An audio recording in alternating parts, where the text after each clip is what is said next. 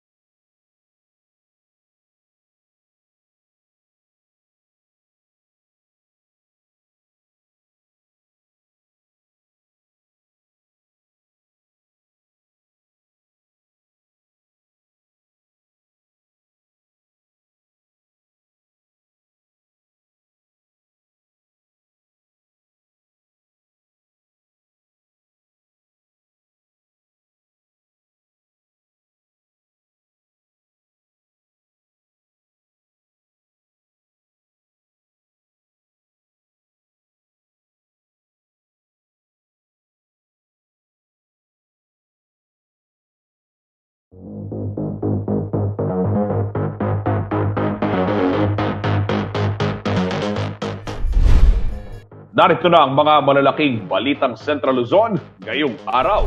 Akyat bahay sa Mexico, Pampanga na aktuhan ng CCTV camera. Crime prevention programs tututukan daw ng bagong hepe ng Police Regional Office 3.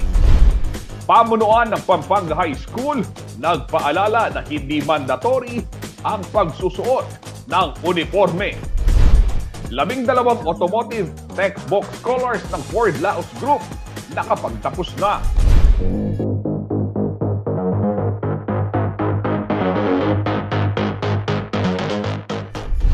Mayapaldo, Pampanga, magandang araw Central Luzon. Ako po si Justin Dizon at narito ng mga malalaking balitang nakalap ng CLTV Balitaan. Nag-ala Spider-Man po ang isang kawatan na nakuhanan ng CCTV camera sa isang business establishment sa Barangay Santo Rosario, bayan ho ng Mexico, Pampanga, madaling araw nitong Lunes, August 15. Dilimas umano nito ang kaha ng laundry shop at pinag-interesan pa ang mga bagong labang damit na for pickup na sana ng mga parokyano. Ayon ho sa may-ari ng stall na si Reg Aguas Punsalan, tinangka ng lalaki na ilihis ang focus ng CCTV camera, ngunit hindi nito sukat akalain na malinaw pa rin ang pagkakakuha nito sa kanya. Sa kasalukuyan po ay naipablatter na ni Punsalan ang naturang insidente upang mahuli ang kawatan. Batay naman ho sa tala ng Pampanga Provincial Police Office, nasa 150 ang kaso ho ng nakawan na naiulat sa kanilang tanggapan simula ho yan noong Enero hanggang Hulyo ngayong taon lamang, 2022. Pinaalalahanan naman ng publiko na ipagbigay alam ho agad sa pulisya ang mga insidente ng nakawan upang kaagad silang makaresponde.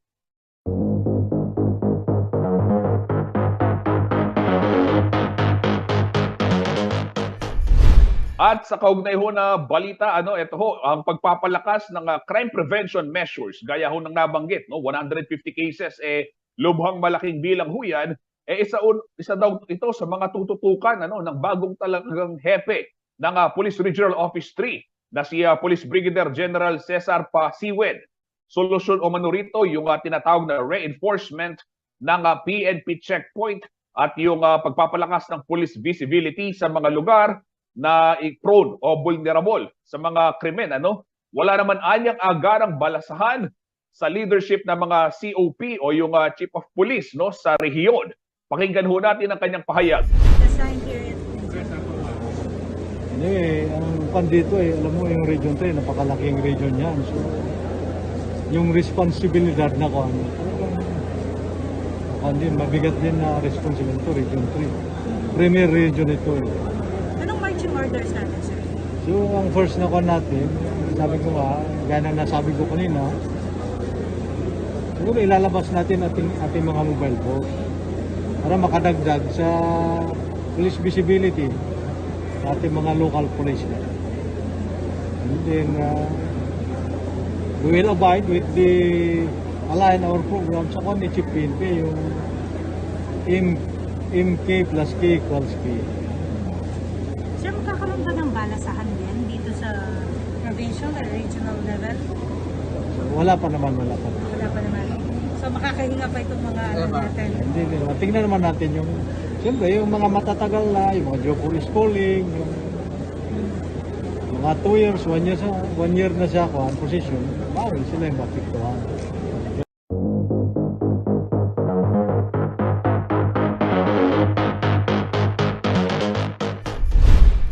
Sa ibang balita, posible lamang daw ipawalang bisa ng palasyo ang umiiral na state of calamity kaugnay ng COVID-19 pandemic kung makakamit ng Department of Health ang target ho nitong rollout ng booster dose.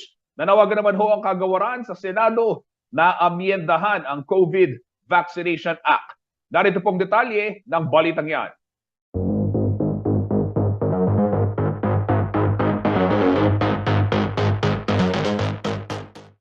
Irerekomenda lang daw ng Department of Health o DOH ang lifting o pagbawi ng state of calamity kay Pangulong Ferdinand Marcos Jr. kung maaamyendahan ng COVID-19 Vaccination Program Act at mas maraming Pinoy ang matuturukan ng booster shots. Ito ang inihayag ni DOH Officer in Charge Maria Rosario Vergere sa Senate hearing ng Committee on Health and Demography Lunes, August 15. Itinanong kasi ni Senator Risa Hontiveros kung bakit pag-amyenda sa COVID-19 Vaccination Program Act ang hiniling ng kagawaran sa halip na extension ng state of calamity. Sa September 12 nakatakdang matapos ang effectivity ng state of calamity na idineklara bunsod ng COVID-19 pandemic.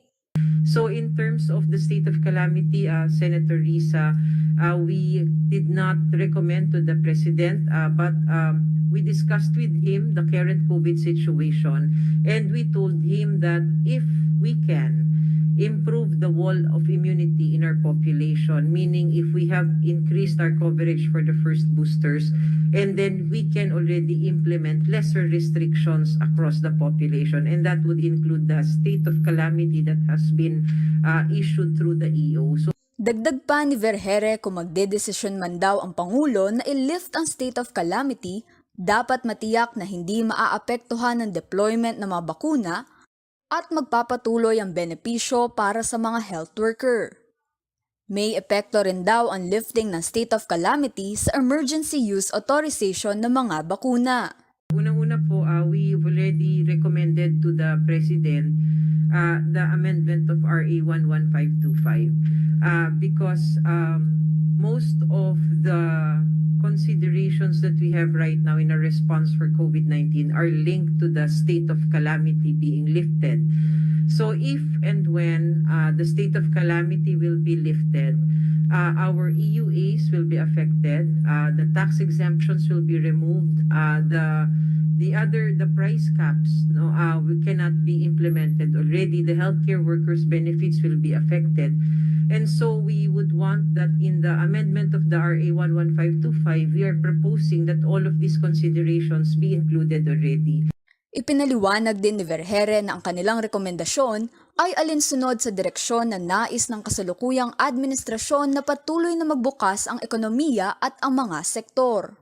What we were discussing actually would really to balance the health and the economy. So ngayon po nakikita naman natin that the COVID cases are less severe compared to the previous years that we've had in this pandemic. So nandun po yung question sa amin ng Presidente to the Department of Health na yung sitwasyon ba natin, we can carry on. Nothing is final yet, no discussions which is final, Senator Risa. It's just that DOH would like to ensure that if and when the state of calamity will be lifted, that yung pong considerations natin for the vaccine deployment, pati yung sa mga healthcare workers' benefits, would still remain to be intact through a legislation. Matatandaang noong nakaraang linggo, sinabi ni Press Secretary Trixie Cruz Angeles na nakadepende sa rekomendasyon ng Health Department ang desisyon ng palasyo kung palalawigin ang state of calamity dulot ng COVID-19 pandemic. Samantala, as of August 15, umabot na sa higit 2.4 million ang bilang na nakatanggap ng booster dose sa Central Luzon. Kasama si Jennifer Salenga, ako si Arlen Salonga, CLTV News.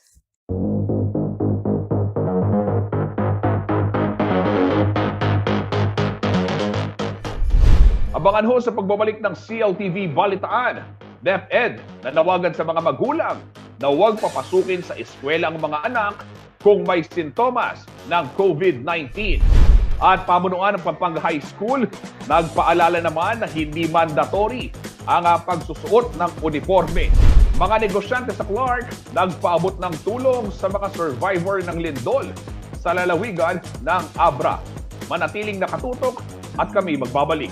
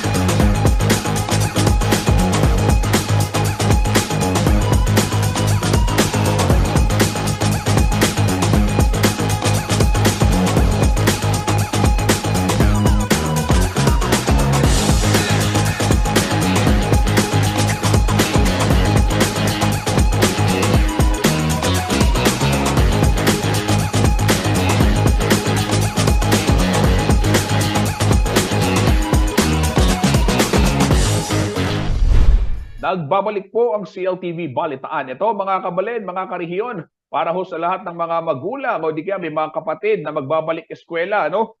Sa naglalapit hong pagbubukas ng klase, nanawagan ho itong DepEd sa mga magulang at mga guardian na huwag na munang papasukin ang kanilang mga anak sa eskwelahan kung sila ho ay may sintomas ng COVID-19. Kabilang ho dyan yung ubo, sipon, lagnat o pananakit ng lalamunan. Ano? At tiniyak ko ng DepEd na sila ay magkakasa ng mobile vaccination, katuwang ho yung Department of Health para ho sa mga estudyanteng hindi pa nababakunahan o hindi pa nakakakuha ng booster dose. May detalye ng balitang yan, si Angelica Cara.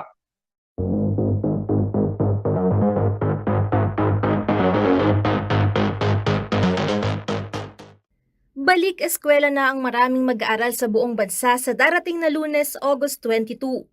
Ipatutupad naman ng full face-to-face classes pagdating ng Nobyembre kahit nariyan pa ang banta ng COVID-19. Kaugnay nito, sinabi ng Department of Education o DepEd na pwedeng magpa-excuse sa klase ang sino mang mag-aaral oras na tamaan ito ng COVID-19. So dun sa assistance po sa mga estudyante, basically ang magagawa lang po natin is ma-excuse sila sa classes nila as soon as may simptomas. Nanawagan din ng kagawaran sa mga magulang na huwag nang papasukin ng kanilang mga anak kung may sintomas ng COVID-19. Posible pa rin naman daw na magtuloy sa pag-aaral ang bata dahil ipinatutupad naman ng blended learning. Pero once pumasok po sila at may mga simptomas, they will be automatically excused from class and switch to either modular learning or online learning, depende po sa sitwasyon at depende sa kalagayan nila. Ayon kay Atty. Michael Powa, tagapagsalita ng DepEd, nakikipagtulungan na raw sila sa Department of Health para magsagawa ng counseling at mahikayat ang mga magulang na pabakunahan kontra COVID-19 ang kanilang mga anak. Once meron na po tayong sufficient numbers na magpapabakuna, dyan po natin kakausapin ng DOH kung pwede po tayo mag-roll out ng mobile vaccination para po sabay-sabay ng mabakunahan yung papayag magpabakuna. Inatasan na rin daw ng kagawaran ng lahat ng pinuno ng mga paaralan na magpatupad ng infection containment plan. Nauna nang inanunsyo ng DepEd na 90% ng mahigit 47,000 public schools sa bansa ang magpapatupad ng face-to-face classes sa August 22, habang karamihan sa mga pribadong paaralan ang patuloy na magpapatupad ng blended learning mode. Sa Central Luzon, nasa 3,000 pampublikong paaralan ang inaasahang magdaraos ng 5-day school week. Batay sa pinakahuling datos ng DepEd Region 3, umabot na sa higit 2.3 million learners sa rehiyon ang nakapag-enroll as of August 50. Angelica Cara, CLTV News.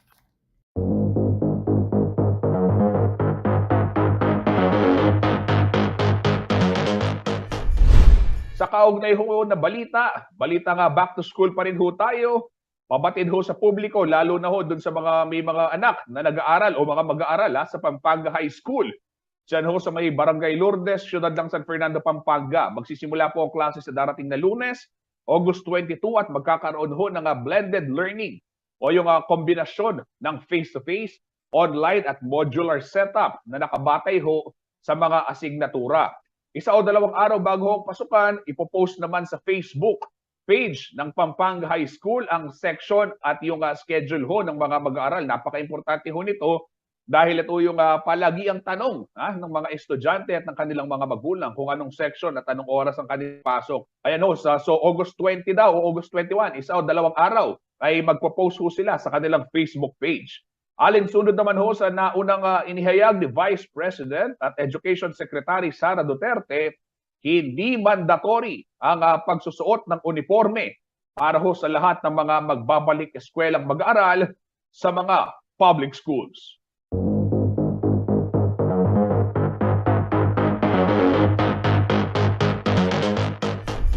Sa iba pong balita, muling ipinamalas ng ilan sa ating mga kabalen at karehiyon ang pagmamalasakit sa kapwa matapos pong magpadala ng tulong sa mga survivor ng nakalipas na lindol sa lalawigan ng Abra.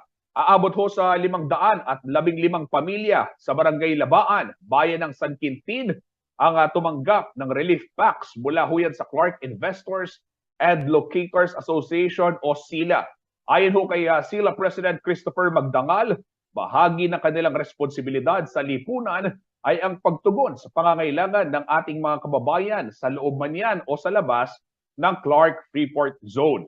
Kabilang din sa tulong na iniabot ho ng grupo ay 50 piraso ng waterproof na tolda at 200 set ho ng unan at kubot, gayon na rin ang mga damit.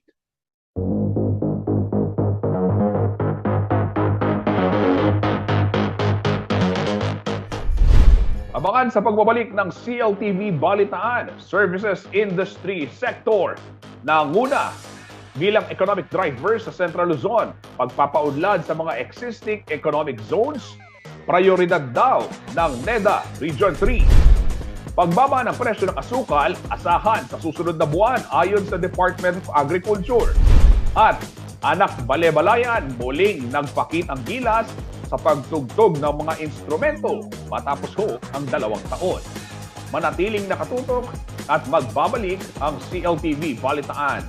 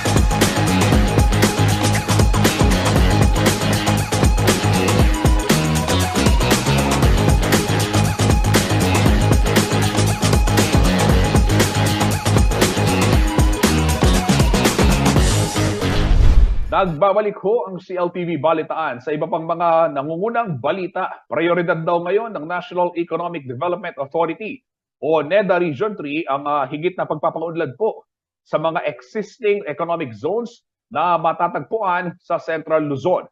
Sa eksklusibong panayam ho ng CLTV News kay NEDA Region 3 Director Gina Gakusan, sinabi nitong kabilang sa mga rekomendasyon ng economic managers ng Administrasyong Marcos Jr. ang pagmamaximize sa espasyo ng mga economic zones sa halip na magtayo ng bago. Nanguna kasi sa mga economic drivers ng rehiyon ang sektor ng services at industry para sa taong 2021. May detalye ho si Paulo G. Santos.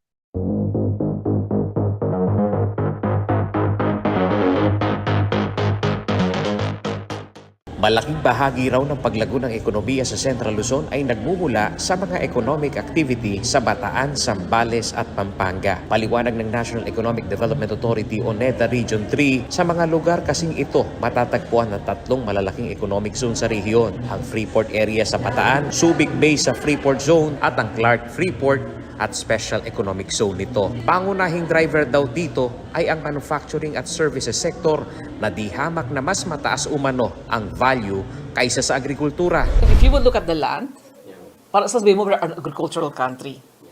Pero dahil yung value ng production ng agriculture is low, as compared to the value of, say, manufacturing or services, parang lumilitaw na we are a services economy or an industrial economy simply because of the value.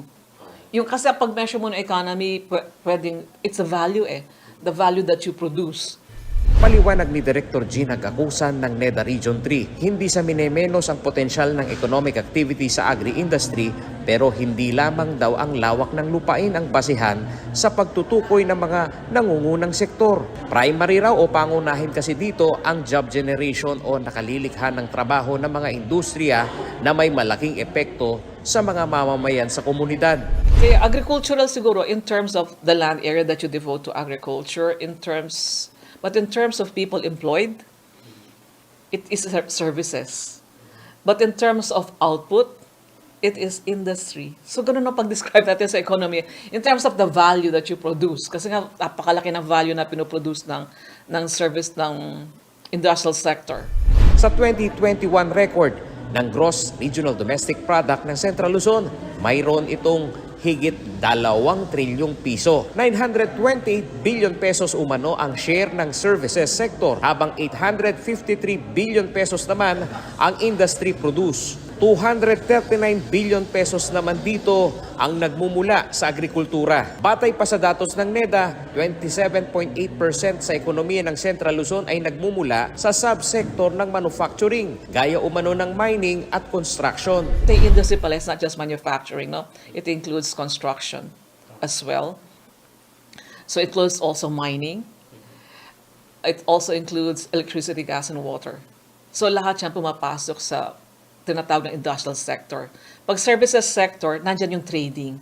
In fact, 1/4 of our people are in trading. Makikita naman sa datos ng Philippine Statistics Authority noong 2018, 2020 hanggang 2021 na patuloy ang pag-angat ng growth rate ng mining at quarry industry, habang napag-iwanan ang agriculture and forestry. Dahil dito, kabilang daw sa economic framework ng Marcos Jr. Administration ang pagbubukas ng ekonomiya sa pamamagitan ng higit na pagpapaunlad sa mga economic zones. Kabilang dito ang pag-maximize sa mga existing na economic zones sa rehiyon. Isa sa mga dahilan kung bakit binasura ng Pangulo ang panukalang pagtatayo ng economic zone sa Bulacan. So hindi ka pwedeng nagde-declare, you cannot fence the whole municipality, it's too big. And sabi nga, the two zones are not yet fully maximized. Paolo G. Santos, CLTV News.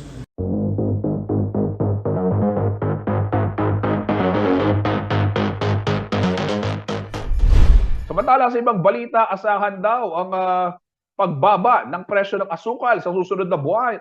Ayon naman ho yan sa Department of Agriculture. Paglilinaw ho ng kagawaran, may sapat na produksyon ng supply ng asukal at wala hong dahilan para mag-import. Narito po ang report.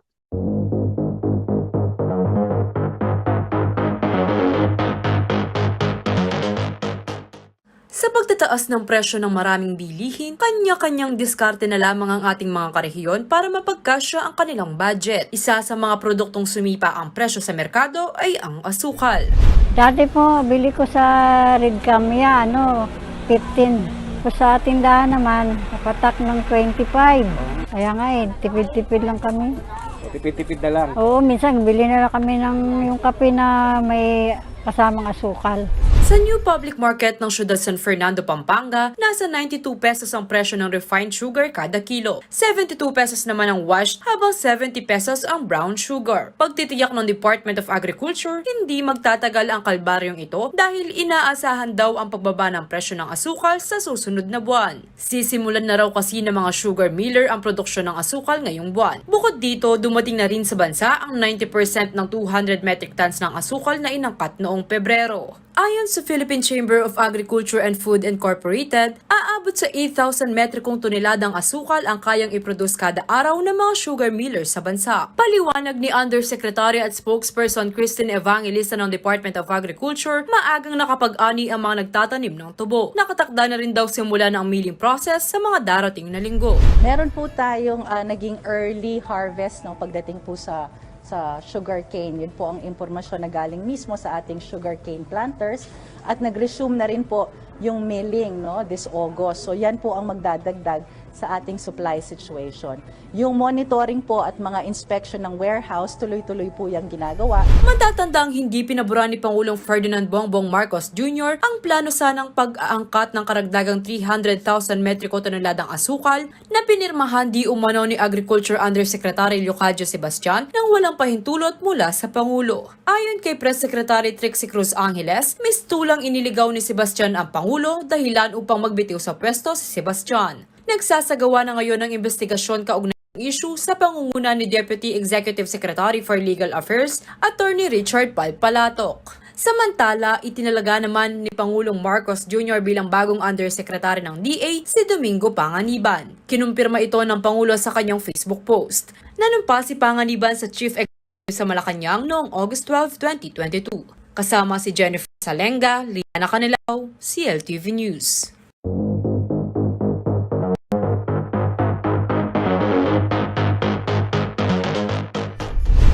Samantala, ito naman para sa mga mahilig sa arts and culture, matapos 2 taon muling ipinamalas ng mga kabataang musikero ng Anak Balebalayan sa lungsod ng Angelesian ang kanilang husay sa pagtugtog ng samot-saring instrumento. Ang naging pagtatanghal po ng grupo ay bahagi ng kanilang 8th anibersaryo. May detalye si Liana Canilao.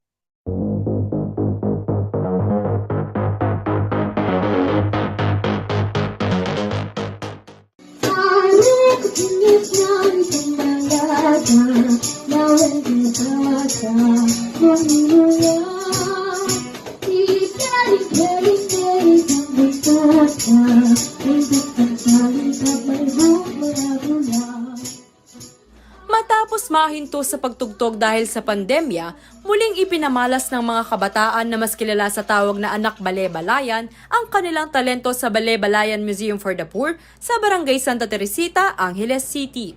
Idinaos ang kanilang pagtatanghal Linggo, August 14 bilang paggunita sa 8th anibersaryo ng kanilang grupo. Nagpakitang gilas ang 3 grupo sa pagtugtog ng ilang instrumento gaya ng angklung, rondalya, kulintang, gong, drums at iba pa. Ibinahagi rin ng mga bata ang istorya ng kanilang pagsisimula sa Anak Balebalayan. Ang ilan sa kanila ay tinaguriang pandemic kids. Sa halip raw kasi na maglaro noong kasagsagan ng pandemya, pinili nilang mag-ensayo at tumugtog sa museo. Ang musika ng Anak Balebalayan ay narinig na sa iba't ibang bahagi ng bansa. Sa Marikina, Pasay, Intramuros, Rojas City, Capiz, maging sa Coronadal, South Cotabato. Dito nakuha nila ang Dakila Awards, Best in Performance, Most Charming, Most Active, at Most Participative Group. Sa loob ng 8 taon, idinaguyod ng Anak Balebalayan ang layuning mahalin ng kapwa sa pamamagitan ng paghimok sa mga tagapakinig na magbigay ng biskwit sa mga batang nasa kalsada.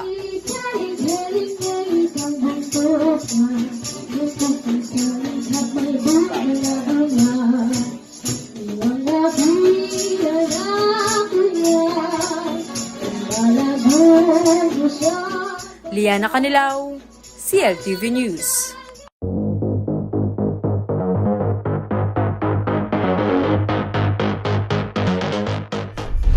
Abangan sa pagbabalik ng CLTV Balitaan. ASEAN Cybersecurity Skilling Program at Cyber Guardians PH magbibigay kaalaman sa kabataan kontra online abuses. At 12 automotive tech box scholars ng Ford Laos Group nakapagtapos na. Manatiling nakatutok at kami magbabalik.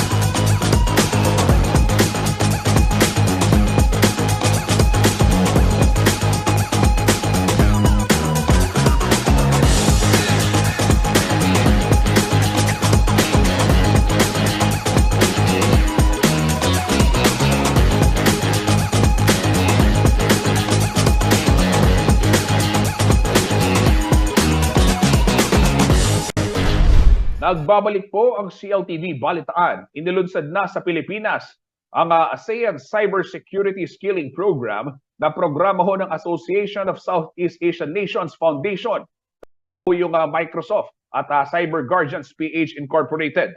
Layo ang gawing mas ligtas at mas matatag ho yung digital ecosystem para sa mga ASEAN communities sa pamamagitan ng paghahatid po ng kaalaman sa mga underserved youth.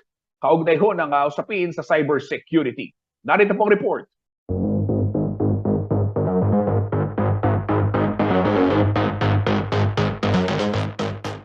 Sa patuloy na pag-usbong ng teknolohiya na sinabayan pa ng pandemya, maraming kabataan ang kadalasang nagbababad na lamang sa mga gadget sa halip na maglaro sa daan o bakuran. It's an online world, ika nga nila. Bagamat hindi maitatanggi ang mga mabuting dulot ng internet connectivity sa ating pamumuhay, mayroon din itong masamang epekto na dapat bantayan at tugunan. Kabilang narito ang online violence, bullying at harassment, mga forma ng pang-aabuso sa iba't ibang internet platforms. Batay sa tala ng United Nations Children's Fund o UNICEF, aabot sa 70% ng mga kabataan sa buong mundo ang nakararanas ng pang-aabuso online. Sa Pilipinas, halos kalahati sa bilang ng mga kabataan, edad 13 hanggang 17 ang apektado ng cyber violence. Bilang tugon sa lumalalang problema sa online world, inilunsad ng Association of Southeast Asian Nations ang ASEAN Cybersecurity Skilling Program o ACSP katuwang ang Microsoft. Layunin ng programa na bumuo ng mas ligtas at mas matatag na digital ecosystem para sa ASEAN community sa pamamagitan ng pagbibigay kaalaman sa 20,000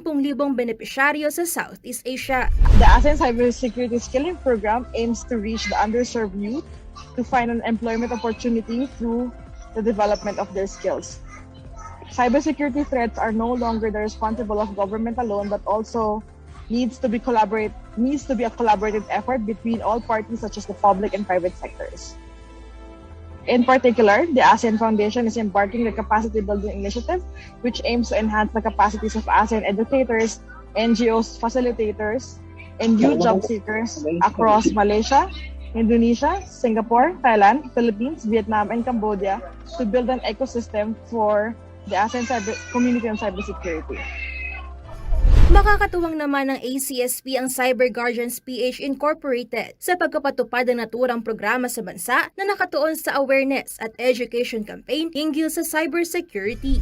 We find that this is an entry-level activity as we reach out to the different schools, local government units and barangays, youth organizations and ministries, government agencies, NGOs, and parishes from the ground as we adopt the whole nation approach in co-creating safer cyberspace for children and the young, especially as we are combating online sexual abuse and exploitation of children, or OSAI, wherein the Philippines was tagged by UNICEF as a global hub for live-streamed child pornography, the cybersex capital of the world, and the global hub of child pornography. 40 volunteer trainers ang pinili mula sa iba't ibang bahagi ng bansa. Sila ay sasanayin para makapagbigay ng sapat na kaalaman hinggil sa cybersecurity sa mga kapuspalad na kabataan. These volunteer trainers are willing to commit their time to engage the underserved youth for now and eventually after the ACSP project as part of Cyber Guardians Philippines and the project collaborators pool of volunteer trainers to continue their journey in their own communities in co-creating safer cyberspace for children and the young. Matapos nito ay sasagawa na ang mga session na training sa kabuang 2,000 underserved youth simula Setyembre hanggang Desyembre ngayong taon. Malaki naman ang pasasalamat ng mga volunteers para sa pagkakataong maging instrumento ng pagbabago para sa kabataan. So it is our hope that through our close collaboration with the Cyber Guardians, particularly also on this program, we can reach out, touch, and protect lives. It is the interest, it is the passion, it is our purpose. So we thank you, ASEAN, for considering us, considering the Cyber Guardians PH, a family working to the best interest of children and the young, particularly on the protection of in any forms of cyber threats. So I can only wish and hope that we will consider this not just working to achieve objectives, but this can also be transforming us, volunteers, that we do this because we wanted to impact beauty and hope in the lives of children at risk. Angelica Cara, CLTV News.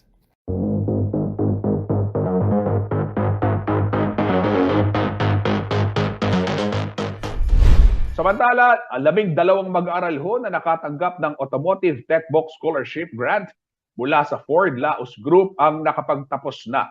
Galing ho ang mga estudyante sa City Tech Voc at Maynpi Senior High School sa siyudad ng San Fernando, Pampanga. Ang pamamahagi po ng scholarship grant ay programa ng naturang kumpanya Ford Laos Group, katuwang ho ang Department of Education Region 3 at ang Philippine Business for Social Progress. Bukod sa libreng kaalaman na kanilang napulot sa on-the-job training, may allowance din pong nakuha ang mga scholars. Nakatanggap din sila ng automotive starting kit upang makapaghanap buhay at makatulong na sa kanilang mga pamilya. Wala naman ho sa 12 nagtapos na scholars ang nagtatrabaho na ngayon sa Laos Group of Companies, ang nangungunang multi-brand car dealership company sa bansa. At ayon ho kay Lisette Laos Velasco, ang Chair and CEO ng Global Car Philippines, ang pagtulong sa kabataan sa larangan ng edukasyon ay isa ho sa mga legasiya ng kanyang yumaong ama na si Ginoong Levi P. Laos, isa pong kilalang tagapagtaguyod ng Countryside Development. Si Ginoong Laos din ho ang founder ng CLTV 36. Ginanap po ang seremonya para sa mga nagtapos na scholars dito hong Martes, August 16, sa Ford, Pampanga.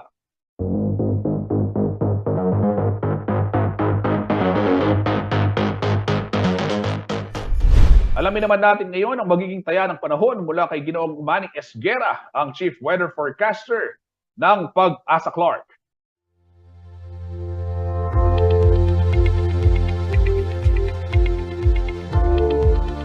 Narito po magiging taya ng panahon sa susunod na 24 oras. Southwest monsoon po o habagat na nakakaapekto, lalong-lalo na po dito sa may kanlurang bahagi ng Northern at Central Luzon. Kaya po ang mga lalawigan ng Ilocos Sur o Ilocos Region, Zambales at Bataan, magiging maula po ang papawirinan ng mga kalat-kalat ng mga pag-ulan, pagkidlat at pagkulog dulot po ng habagat o ng southwest monsoon. Samantala po ang Metro Manila at malalaming bahagi pa ng bansa, kasama na po dito ang Pampanga, magiging bahagya hanggang sa kuminsan ay magiging maulap din po ang papawirin sa bandang hapon o gabi at inaasahan din po ang magkakaroon ng mga pulo-pulo mga pag-ulan, pagkidlat at pagkulog. Ito po ay dulot din ng habagat at ng localized thunderstorm. So ito lamang po yung mga weather system sa loob ng PAR na nagbibigay po ng mga pag-ulan sa ilang parte ng ating bansa. Kaya pinag-iingat pa rin po natin ating mga kababayan, magdala pa rin po ng gamit panangga sa ulan.